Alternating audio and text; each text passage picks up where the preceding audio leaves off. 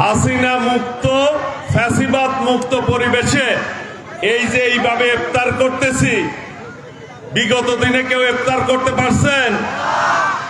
এইভাবে যখনই আমরা কোনো ইফতার পার্টি করতে যাইতাম, তখন আওয়ামী লীগের সন্ত্রাসীরা, পুলিশ বাহিনীরা আমাদের সামনে থেকে ইফতার নিয়ে চলে যেত, আমাদেরকে ইফতার করতে দিত না, পানিও খেতে দেয় নাই।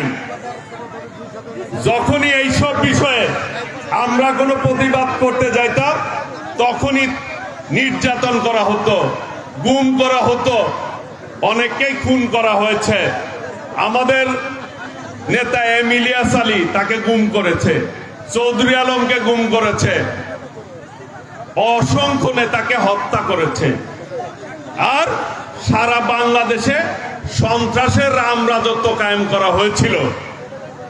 আপনাদের এই টাঙ্গাইলেও সন্ত্রাসের বাইরে ছিল না? ছিল। বিভিন্ন সন্ত্রাসী বাহিনী ছিল টাঙ্গাইলে, ছিল না?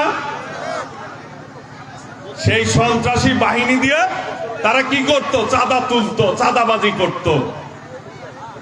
যারা আলেমদেরকে হত্যা করেছে, ছাত্রদেরকে হত্যা করেছে, সেই ফ্যাসিস্ট সরকারকে আর আপনারা কি দেখতে চান?